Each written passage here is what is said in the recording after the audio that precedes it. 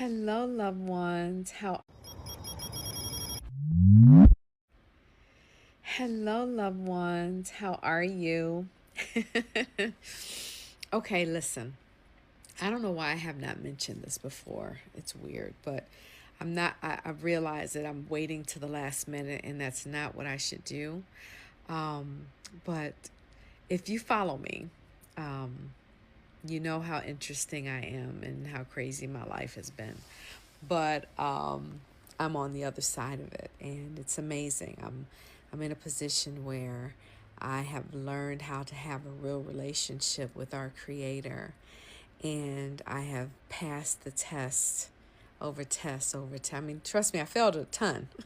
I failed more than I passed, but I finally passed the test, and I'm walking in obedience, and I am literally being who Yahuwah created me to be. I've figured out how to be an obedient sheep. And so, in doing that, I decided to write a book. Well, I decided to write a book years ago because I went ziplining, and I had no idea what ziplining was. I just lost my aunt, who was my spiritual mom, and my brother died 2 weeks later, and I was just in a place where, I was just in a place. Some of you can relate. So when my friend asked me to go ziplining, first, of course, I'm like, no, what is that? That's some crazy stuff that Black people don't do. What?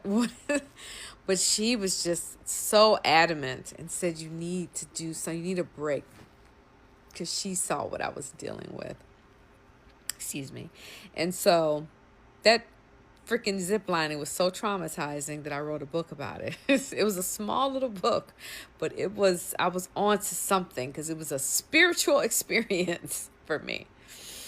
And so I had a company reach out to me a couple of years ago that found my book somewhere, because this is what's crazy is the moment the book published, the publishing company folded. So my book went nowhere. I had one cute little book signing, but it went nowhere.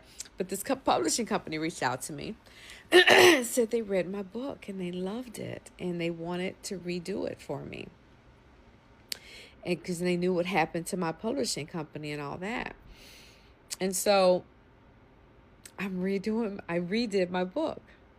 And so I wanted to let you guys know, long story short, that I wrote a book.